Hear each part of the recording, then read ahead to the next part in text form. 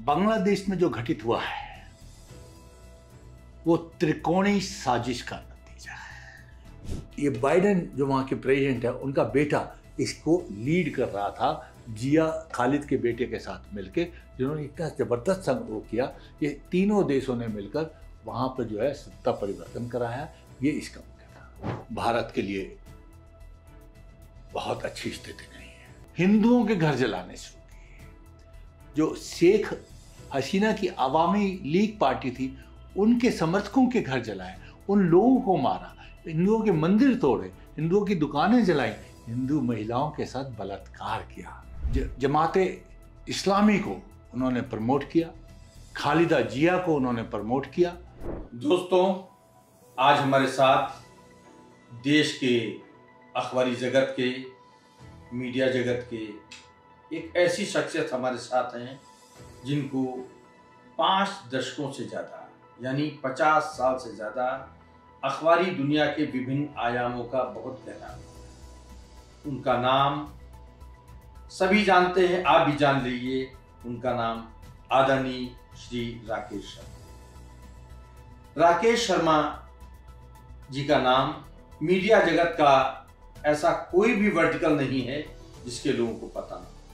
उनके अनुभव, उनकी सादगी, उनके ठहरे हुए व्यक्तित्व के बारे में वर्तमान समय में Rakesh Sharma ji Indian newspaper society यानी INS के अध्यक्ष हैं। उन्होंने अपने कार्यकाल में बहुत सारे नए कार्यकलापों का सूत्रपात किया है। उन्हीं के कार्यकाल में मुंबई में इंडियन न्यूज़पेपर सोसाइटी को BKC यानी बांद्रा कुर्ला कॉम्प्लेक्स में ट्राइडेंट होटल के ठीक सामने जियो कन्वेंशन सेंटर के सामने एक बहुत बड़ी बिल्डिंग अखबार को मिली है। इसका श्रेय राकेश शर्मा जी को जाता है, जिसका उद्घाटन प्रधानमंत्री नरेंद्र मोदी जी ने किया है। ये बहुत सारे पहलुओं को जोड़कर आज हम राकेश शर्मा जी के साथ हैं। देश विदेश में, भारत के अंदर, भारत के बाहर पत्रकारिता से जुड़ी, पत्रकारिता से संबंध रखने वाली बहुत उन गतिविधियों पर बातचीत करेंगे और एक सीधी दृष्टिकोण सीधा जानने की कोशिश करेंगे कि असलियत क्या है, सच्चाई क्या है, बहुत सारे जितने भी एक समाज में घटनाएं घट रही। तो स्वागत है राकेश जी आपका ब्लिट्स इंडिया के इस कार्यक्रम में। धन्यवाद दीपक भाई और सभी दर्शकों को मेरा प्रणाम। राकेश जी, आपसे शुरुआत यहाँ से हम करते हैं कि बांग्लादेश में जो ये घटनाक्रम हुआ है, इस घटनाक्रम के पीछे इसका प्रभाव और दूरगामी परिणाम क्या होगा और भारत और उसके पड़ोसी देश कैसे इससे प्रभावित हुए? दीपक भाई,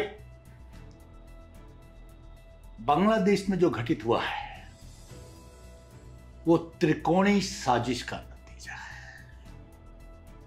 16 दिसंबर 1971 को जब बांग्लादेश का जन्म हुआ, तब से और अब तक ISI पाकिस्तान बांग्लादेश को अपना दुश्मन मानता रहा। बांग्लादेश ने पाकिस्तान से अलग होने के बाद जो तरक्की करी, जो उनकी पर कैपिटा इनकम बढ़ी, जो उनका GDP बढ़ा, जो उनका इंफ्रास्ट्रक्चर डेवलपमेंट हुआ और पाकिस्तान उतना ही गर्त में जाता गया, ये उनकी जलन का एक मुख्य कारण बना, जिससे वो हर वक्त ये सोचते रहे कि कैसे इस देश के अंदर उथल पुथल मचाकर, अराजकता फैलाकर इस देश को पुनः गिराया जाए। यहाँ की वो जो मजबूत सरकार, लोकप्रिय सरकार, उसको कैसे गिराया जाए जिससे कि ये दूसरे पथ पे जा सके। उसके लिए उन्होंने हर प्रकार का साम दाम दंड भेद हर जगह से उन्होंने उपयोग किया। जमाते इस्लामी को उन्होंने प्रमोट किया, खालिदा जिया को उन्होंने प्रमोट किया।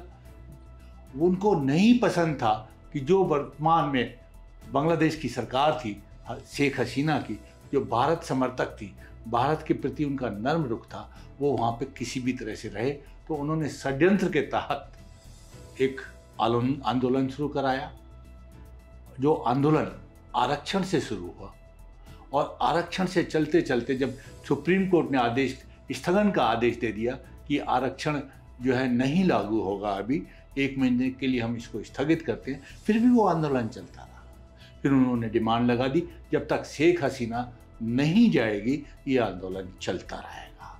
अब शेख हसीना को भी मजबूरी में जब 5 लाख लोग उनके घर की ओर चलने शुरू हो गए, उनको कत्ल करने के लिए, उनको ख़त्म करने के लिए उनको ये जब सूचना मिली तो उन्होंने एक बहुत ही अच्छा निर्णय लिया कि उन्होंने बांग्लादेश छोड़ने का निर्णय लिया।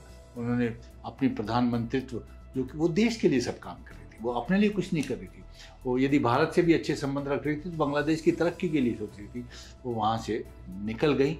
लेकिन तसल्ली आंदोलनकारियों को वहाँ भी नहीं हुई। उसके बाद उन्होंने प्रधानमंत्री निवास को तहस नहस किया, सड़कों पर अराजकता फैलाई, हिंदुओं के घर जलाने शुरू किए। जो शेख हसीना की अवामी लीग पार्टी थी उनके समर्थकों के घर जलाए, उन लोगों को मारा, हिंदुओं के मंदिर तोड़े, हिंदुओं की दुकानें जलाई, हिंदू महिलाओं के साथ बलात्कार किया।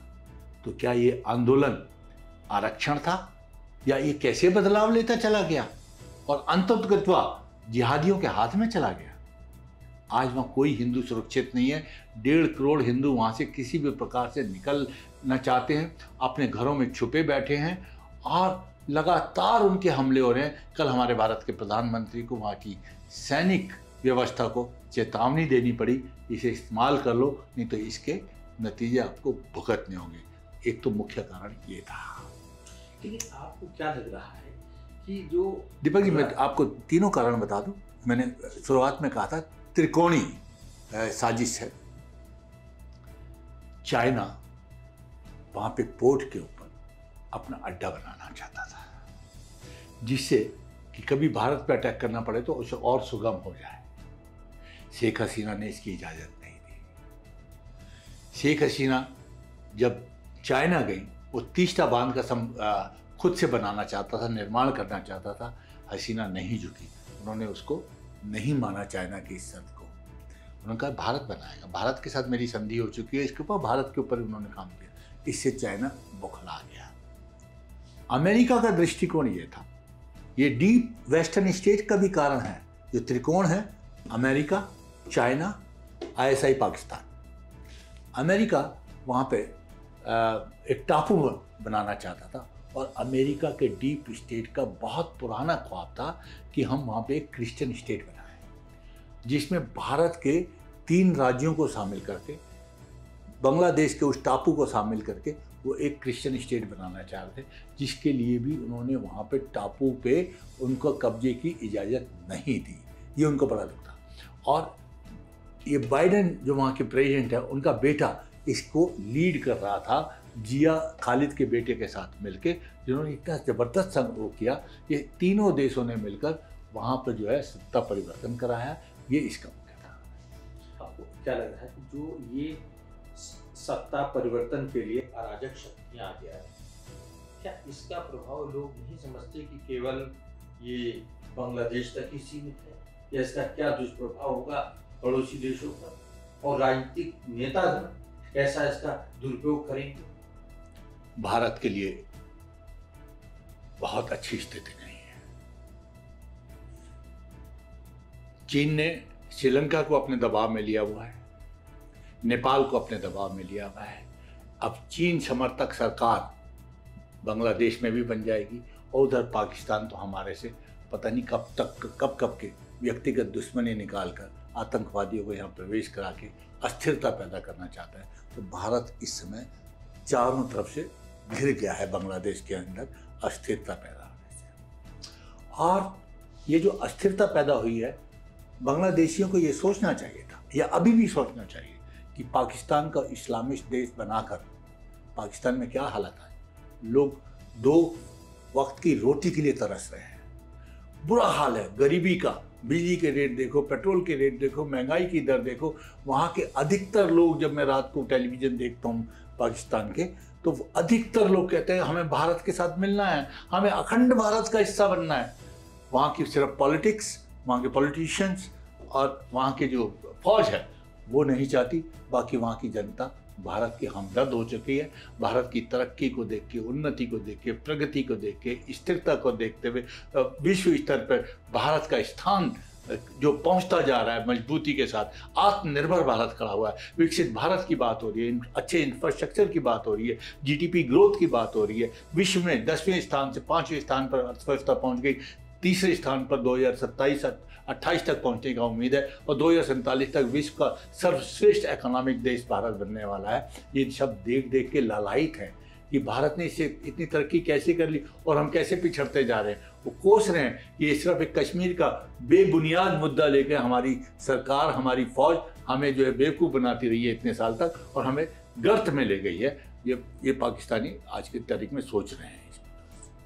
राकेश जी, आप क्या समझते हैं कि बांग्लादेश में इतना बड़ा एक अराजक स्थिति होकर सत्ता परिवर्तन हुआ, अब एक नई हुकूमत, इंटरिम हुकूमत आई है, तो क्या बगैर भारत के आपसी सहयोग के, बगैर आर्थिक और सामाजिक और व्यापारिक रिश्तों को सामान्य बनाए, किसी तरीके से अकेले अस्तित्व के दम पर, या पाकिस्तान के सहयोग पर, या चाइना के सहयोग पर, या अमेरिका के सहयोग के साथ, किस स्तर तक इस विचारधारा पर बांग्लादेश तरक्की कर सकता है? दीपक भाई, बहुत ध्यान से इस बात को सुनिएगा। इस्लामिस्ट जिहादी मानसिकता के साथ कोई भी मदद कर दे, तरक्की के मार्ग पर नहीं चल सकते। पाकिस्तान को किसने मदद नहीं करी? कितने राष्ट्रों ने नहीं मदद करी? अमेरिका ने कितनी मदद करी पाकिस्तान को? चाइना ने कितनी ज्यादा मदद की चाइना को? आज पाकिस्तान का क्या हाल है? जब तक मानसिकता नहीं बदलेगी, अब वहां पर जिहादियों का कब्जा हो गया है। वो भारत से अच्छे संबंध बनाना चाहेंगे ही नहीं। उनके दिमाग में एक बीज है कि भारत एक हिंदू राष्ट्र है, हिंदू बहुल्य राष्ट्र है, और भारत से दोस्ती हम कर ही नहीं सकते। उनको चाइना मदद करेगा, उनको अमेरिका मदद करेगा, उनको पाकिस्तान मदद करेगा, लेकिन उस मदद को जिस प्रकार के पाकिस्तान के राजनेता और फौज जितनी भी मदद मिली अपने लिए इस्तेमाल करके विदेशों में उस पैसे को पार कर दिया। ये स्थिति बांग्लादेश के अंदर होने वाली है। 6 महीने में बांग्लादेशी पछताएंगे कि हमने एक लोकतांत्रिक प्रक्रिया से चुनी हुई सरकार को अपदस्थ करके हमने अपनी क्या स्थिति कर ली। क्योंकि जिहादियों का कोई मतलब नहीं होता, वो इस्लामीकरण करना चाहेंगे, वो देश को हजारों वर्ष पीछे ले जाना चाहेंगे, वो शरीयत लागू करेंगे, वो तरक्की की बात ही नहीं करेंगे, डेवलप्ड इकोनॉमी की बात ही नहीं करेंगे, डेवलपमेंट की बात, मानसिक विकास की बात ही नहीं करेंगे, सर्वांगीण विकास की बात ही नहीं करने वाले हैं। वो वहाँ पर शरीयत लागू करना चाहेंगे। वो वहाँ पे इस्लामिस्ट नेशन, जो डेमोक्रेटिक बांग्लादेश था, उसको इस्लामिस्ट, जो पाकिस्तान की तरह इस्लामिक रिपब्लिक ऑफ पाकिस्तान है, वो इस्लामिक रिपब्लिक ऑफ बांग्लादेश करेंगे। ये जिहादियों वाली मानसिकता से काम करेंगे तो तरक्की आप कैसे सोच सकते हैं? इनका पाकिस्तान से भी बदतर हाल हो जाएगा। देखिए, जहाँ तक आपने इस्लामिक बात की, हिंदू राष्ट्र है, इस्लामिक राष्ट्र, सारे अखबारों में चीज़ आई है, बहुत महत्वपूर्ण विषय है कि दुनिया के 57 इस्लामिक देशों जहाँ पर खालिदा जिया जा सकती थी, या उनको सम्मान के साथ बुलाया जा सकता था शर्म के, किसी भी इस्लामिक कंट्री में खालिदा जिया जी को अपने यहाँ आने का नहीं। घोर हिंदू राष्ट्र के बारे में जाने जाने वाले भारत, ये सिर्फ हिंदू की बात करता है, हिंदू की रक्षा करता है, लेकिन खालिदा जिया का भारत में आना, शरण के रूप में रहना, सम्मान प्राप्त करना, एक मुस्लिम लीडर, देश की प्रधानमंत्री रही है, इसका क्या संदेश, इसको आप किस रूप में लेते हैं? सबसे पहले मैं इसका संदेश राहुल गांधी को दूंगा। मैं भारतीय राजनीति को इसमें प्रवेश कर रहा हूँ, क्षमा चाहूंगा, लेकिन बड़ा रेलिवेंट है। संसद के पटल पे कहते हैं हिंदू हिंसक होता है, संसद के पटल पे कहते हैं हिंदू असत्य बोलता है, संसद के पटल पे कहते हैं हिंदू विध्वंसकारी है। यदि हिंदू विध्वंसकारी था, हिंसक था, तो बांग्लादेश में क्या हो रहा है? भारत में ऐसा कभी मुसलमानों के साथ किया किसी भी हिंदू ने? नहीं। 57 देशों को छोड़कर हसीना शेख क्यों भारत आई? यहाँ अपने आप को सुरक्षित महसूस कर रही है। हिंदू बाहुल्य मानसिकता होने के कारण ही यहाँ सब सुरक्षित है, क्योंकि हिंदू स्वभाव से सहिष्णु है। वसुधैव कुटुंबकम में विश्वास करता है, विश्व के हर प्राणी को अपना मानता है। उस कारण से भारत के अंदर कोई भी संप्रदाय, कोई भी धर्म, हर प्रकार का व्यक्ति अपने आप को सुरक्षित है। ये राजनीतिक प्रपंच के अंदर हमें नहीं पढ़ना चाहिए कि यहाँ पे मुसलमान सुरक्षित है। जब भारत आजाद हुआ था 3 करोड़ मुसलमानों की आबादी थी। आज भारत में मुसलमानों की आबादी 22 करोड़ है। क्या पिछले 10 साल के शासन में, जब से मोदी आया, मोदी संविधान खत्म कर देगा, मोदी आरक्षण खत्म कर देगा, मोदी जो है लोकतंत्र खत्म कर देगा, मोदी सारी संवैधानिक संस्थाओं को खत्म कर देगा, मुसलमान खतरे में आ जाएंगे। 10 साल में एक स्कीम आप बता दीजिए जो मुसलमानों को, मोदी के कारण जितनी भी स्कीम निकाली गई उसमें मुसलमानों को फायदा नहीं, ज़्यादा फायदा उनको दिया। सबका साथ, सबका विश्वास, सबका प्रयास का जो सिद्धांत मोदी जी का है वो सबके लिए है। भारत में हर धर्म सुरक्षित है, सिर्फ इसलिए क्योंकि स्वभाव से, जो मैंने अभी अभी भी कहा, हिंदू का हृदय बहुत बड़ा होता है और बहुत बड़ा सहिष्णु है, सबको अपना मानकर चलता है। तो ये एक मुख्य कारण है जिसके कारण यहाँ पर सब सुरक्षित है। और उसी कारण से शेख हसीना ने यहाँ पे अभी तो टेम्परेरी स्टे मांगा, अपने आप को सुरक्षित माना, बाकी कहीं पे अपने आप को सुरक्षित। अब वो उनके डिस्कशन चल रहे हैं कहाँ पे वो परमानेंट असाइलम लेते हैं, कहाँ शरणागति वो प्राप्त करती हैं। लेकिन सबसे पहले वो, एक तो ये भी था कि पड़ोस के देश में थे, दूसरा कि यहाँ पे हर प्रकार की सुरक्षा थी। और भारत ने भी इसलिए सुरक्षा दी क्योंकि उन्होंने हर कदम पे भारत का साथ दिया। भारत दोस्तों को छोड़ता नहीं है, मुसीबत के समय उनको गले लगाता है, उनको सुरक्षा प्रदान करता है। ये भी भारत की एक नियति है। पूरे विश्व को ये चीज़ देख लेनी चाहिए। आप बैड वेदर में हम किसी अपने मित्र को साथ से छोड़ते नहीं, उसका पूरा साथ देते हैं। देखिए, जो अभी आपने एक महत्वपूर्ण बात बताई, एक और भारतीय संसद में कहा गया कि हिंदू हिंसक होता है, आपने राहुल गांधी जी का हवाला किया। दूसरी ओर घनघोर हिंसा, घनघोर अराजकता का हम लोग एक दृश्य बांग्लादेश में देख चुके हैं, जो सिर्फ मुसलमान। उसी तरह का जो कोई भी उसकी रिएक्शन, रेपरकेशन हिंदुस्तान में जो छन छन के अखबारों में कुछ चीजें आ रही हैं कि एक बहुत बड़े लीडर कांग्रेस के सलमान खुर्शीद साहब, उन्होंने न जाने किसी फितूर में योजना या एक भड़काने के लिए या एक अपनी पहचान फिर से अपने पुनर्स्थापित करने के लिए बयान दिया। उस बयान को हम सब लोग जानते हैं कि जो हालात बांग्लादेश में हुए हैं वो हिंदुस्तान में भी हो सकते हैं। हिंदुस्तान में ऊपर सतही तौर पर सब कुछ शांत दिखता है, लेकिन ऐसा आपका इतना अनुभव है, राजनीतिक नेताओं को आप भी नजदीक से जानते, उनकी विचारधारा को जानते हैं। इस स्टेटमेंट के, सलमान खुर्शीद के इस स्टेटमेंट के पीछे किस तरीके की भावना और किस तरीके की एक आशंका, क्या वो देश को संदेश देना चाहते हैं? दीपक भाई, ये सलमान खुर्शीद का विचार नहीं है। सलमान खुर्शीद सिर्फ एक मुखौटा है। ये विचार कांग्रेस का है, ये विचार राहुल गांधी का है, ये विचार सोनिया गांधी का है, ये विचार मल्लिकार्जुन खड़गे का है। वरना राशिद अलवी ये बयान नहीं देते कि जो बांग्लादेश में हो रहा है भारत में हो सकता है। संजय कुमार वर्मा जो पूर्व मंत्री हैं मध्य प्रदेश सरकार के, वो भी ये बयान नहीं देते। उमर अब्दुल्ला भी ये बयान नहीं देते। मुफ्ती महबूबा की बेटी ये बयान नहीं देती कि जैसे वहाँ पे स्विमिंग पूल के अंदर तैराकी हो रही है, 7 मार्ग पर क्या स्विमिंग पूल है कि नहीं है। डायरेक्ट इशारा था कि जो वहाँ पे हो रहा है वो यहाँ पर भी हो सकता था। समाजवादी पार्टी के नेता ये बयान नहीं देते, खुल के बयान कर रहे हैं, खुल के बयानबाजी कर रहे हैं। आरजेडी के नेता ये बयान नहीं देते। ये सब जितना इंडी ग्रुप है जो अपने आप को कुंठित पा रहा है कि सारे प्रपंच रखने के बाद, झूठ, फरेब, मक्कारी सब कुछ करने के बाद ये चुनाव नहीं जीत पाया 2019 का। ये उसकी खुन्नस इनके दिमाग में है कि जिस प्रकार चुनाव जीतने के बाद शेख हसीना को वहाँ से हटा दिया, तो उस प्रकार से शायद भारत में भूले बैठे हैं। भारतीय ऐसे नहीं हैं। भारत में एक प्रिय नेता जो है शासन कर रहा है। भारत में एक ऐसा नेता शासन कर रहा है पिछले 11 वर्ष से जो कि देश को तरक्की के मार्ग पे ले जा रहा है, जो विकसित राष्ट्र की बात करता है, 2047 के अंदर पूरे विश्व का नंबर 1 आर्थिक रूप में भारत को घोषणा कर चुका है, जो कहता है कि भारत विश्व गुरु बनेगा, जो भारत के कायाकल्प करने में लगा है, जिसका एक ही सिद्धांत है, राष्ट्र प्रथम, राष्ट्र प्रथम और राष्ट्र प्रथम। राष्ट्र के लिए जीता है, राष्ट्र के लिए मरता है, राष्ट्र के लिए सब कुछ अपना कुर्बान करके बैठा हुआ है। ये इसलिए ये सारे के सारे जितने नेताओं के मैंने नाम बताए, एक नेता सलमान खुर्शीद ही नहीं है, पूरा इंडी गठबंधन इस बात। संजय राउत की कैसी स्टेटमेंट कि तानाशाही भारत में हो रही है, यही हाल होगा।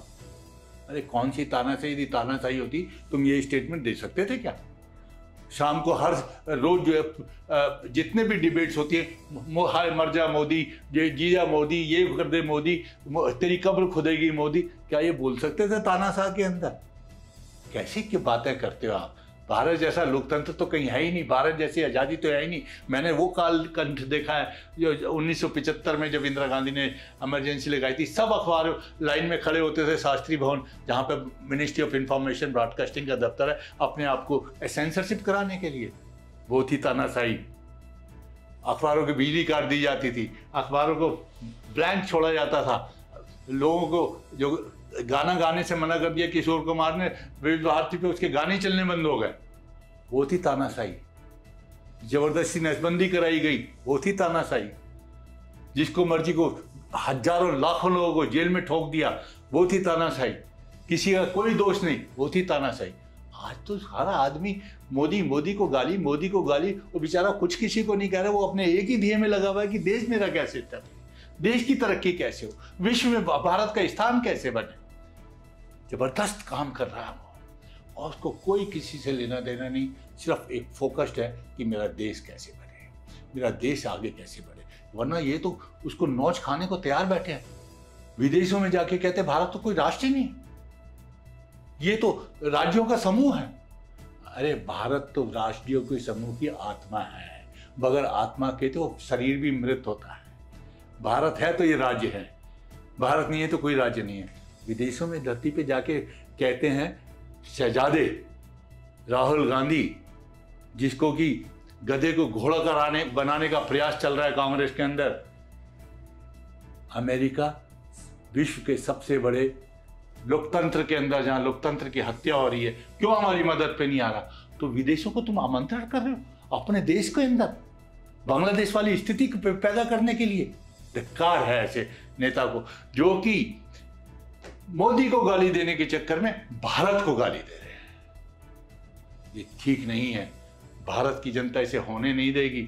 मैं गारंटी करता हूं भारत की जनता इसे कभी नहीं होने देगी। इनके ख्वाबों को कि जो बांग्लादेश में वो भारत में को नेस्त नाबूद करेगी, ये भारत की जनता ही करेगी। वो समझ गई है इनकी चालों। राकेश जी, आपके विचार सुनने के बाद ये लगता है कि जो सलमान खुर्शीद साहब ने जो अपना एक वक्तव्य दिया है, मतलब मोदी को प्रत्यक्ष रूप से, प्रधानमंत्री मोदी को ये आगाह कराने के लिए कि मुस्लिम समाज आपके ऊपर इसी तरह का आक्रमण कर सकता है और उसी तरह का आक्रमण आपको सत्ता से हटाने के लिए शुरू कर सकता है, और उसके लिए देश में विचारधारा को एक जगाया जा रहा है। बिल्कुल ठीक कह रहे हैं, मोदी को हटाने का प्रपंच है और कुछ नहीं है।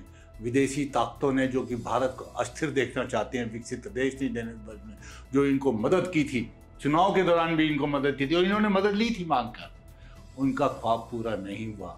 अब ये इस प्रकार से अराजकता फैला के, हिंसा फैला के, आंदोलन करके वही माहौल क्रिएट करना चाहते हैं कि चाहे वो किसानों को भड़का के करें, चाहे छात्रों को भड़का के करें, चाहे आरक्षण के विषय के ऊपर भड़का के करें, चाहे संविधान खत्म होने के विषय पे भड़का के करें। हर प्रकार की भड़काहट झूठ बोल बोल के। कल तो एक बेचारी अपने विनेश फोगाट वजन के कारण डिस्क्वालीफाई हो गई, उसको भी मोदी के सिर पे थोप दिया कि मोदी जी की ने उसको हरवा दिया, वहाँ पे मोदी जी ने उसको डिस्क्वालीफाई। कैसी मति मारी गई है, कैसी मति मारी। तो कितना दुर्भाग्य है कि एक मोदी जी करोड़ों रुपया अपने खिलाड़ियों के ऊपर खर्च कर रहे हैं, उनको सारे इक्विपमेंट्स दिलाने में खर्च कर रहे हैं, उनके लिए बेस्ट से बेस्ट ट्रेनर देने के लिए उनको विदेशों में भेज के ट्रेनिंग करा रहे हैं, उनकी बेस्ट खाने पीने की व्यवस्था कर रहे हैं, वो ऐसी बात सोच भी सकते हैं? शर्म नहीं आ रही। और हर आदमी एक्सपर्ट बन रहा था कल कि जी वो ये करा दिया, ये वो करा दिया। उनको ना तो कभी अखाड़े में गए ना कहाँ से कुश्ती उनको समझ आती, और कल सारे अपने एक्सपर्ट बन के अपने कमेंट दिए चले जाते। कोई कहता कि हरियाणा की है और हरियाणा में चुनाव होने वाले हैं इसलिए हरवा दिया। कैसी कैसी दुर्भावना है। ये दुर्भावना से देश नहीं चलेगा। वो व्यक्ति सत्य आत्मा है। मैं तो उनको कई बार संत बोलता हूँ, राष्ट्रीय संत बोलता हूँ। उनका एक ही ध्येय, मैं तीसरी बार इस बात को कह रहा हूँ, राष्ट्र प्रथम, राष्ट्र की तरक्की, राष्ट्र की उन्नति, राष्ट्र की प्रगति, राष्ट्र का सर्वांगीण विकास। इसके अलावा मोदी जी का कोई ध्येय नहीं है। और ये सारा प्रपंच इसलिए है कि कहीं भारत विकसित बन के नंबर 1 इकोनॉमी ना बन जाए। और जिनको इनसे खतरा है वो है चीन, वह है अमेरिका, वह है यूरोप के कुछ देश, वह है ब्रिटेन। उन सब ने मिलकर एक षड्यंत्र लगातार रचा हुआ है। मैं अपनी देश की जनता से आज अपील करना चाहूँगा, इस षड्यंत्र में कोई ना फंसे। भारत को विकसित राष्ट्र बनाने के लिए मैं आपसे अनुरोध करता हूँ, इन बातों में ना फंसे, इनको जवाब दो, हर बार जवाब दो, बार बार जवाब दो कि नहीं आप देश को गर्त में ले जाना चाहते हो। हम गर्त में नहीं जाना चाहते। हम विश्व में अपना नाम बढ़ाने के लिए, विश्व के अंदर सर्वश्रेष्ठ देश बनने के लिए हम कार्य करेंगे। और मोदी जैसे लोगों को, मोदी है, मोदी कोई और है, कोई और सरकार है, कोई और जो है, लेकिन जो राष्ट्र के बारे में सोच रहा है, राष्ट्र को पतन पे ले जाने के लिए, किसी भी प्रकार के गर्त में जाके किसी भी से भी समझौता करने के लिए जो तैयार बैठे हैं, उन ताकतों का हमें हमेशा। जैसे हिंदू और मुसलमान की बात है, मुसलमान और जिहादियों की बात जो बांग्लादेश में हुआ, उसमें जिहादी आगे आ गए, जो आतंकवादियों की शक्ल में आगे अराजकता थी। हिंदुस्तान में वही हिंदुस्तानी हिंदुओं और मुसलमानों के बीच हराए जाने का एक सूत्रपात जो हमारे सलमान खुर्शीद जी ने एक प्रयास किया है। आपको नहीं लगता कि ये अपने आप में राष्ट्रद्रोह से बड़ा मामला है? इससे बड़ा राष्ट्रद्रोह हो ही नहीं सकता। मेरी सरकार क्यों नहीं ऐसे लोगों पे एक्शन लेती? क्यों नहीं? कोर्ट स्वतः आगे आते हैं, हर चीज में तो कोर्ट आगे आते हैं, संज्ञान ले लेते हैं हर बात का। इस बात का संज्ञान क्यों नहीं ले रहे कि ये जो राष्ट्रद्रोही ऐसे आंदोलनकारी हैं, ऐसे आतंकवादी हैं, ऐसे आतंकवादियों की तरह स्टेटमेंट देने वाले लोग हैं, जो अंततः भारत के लिए बहुत खतरनाक साबित हो सकते हैं, उनको वो खतरा पैदा करें, उससे पहले ही इनके ऊपर एक्शन क्यों नहीं लेते? सरकार को ऐसे कानून बनाने चाहिए कि जो भी देश के खिलाफ, बांग्लादेश जैसा भारत में हो जाएगा, ये ख्वाब कितना खतरनाक है। ये तो जहर का बीज बोया जा रहा है, लोगों को तैयार किया जा रहा है मानसिक रूप से कि आप भी ऐसा करो, उकसाया जा रहा है। ये तो भारत की जनता को धन्यवाद जो अभी तक उकसाए में नहीं आई, और मैं उम्मीद करता हूँ आएगी भी नहीं, जितनी कोशिश कर लें, क्योंकि ये स्वार्थी लोग हैं। जनता सब जानती है। 2-4-5% जनता इनके साथ समझौता कर सकते हैं, 95% हृदय से भारतीय हैं, भारत के लिए जान दे देंगे, भारत माता की जान दे देंगे। तो इनके सपने कभी भी सफल नहीं होने।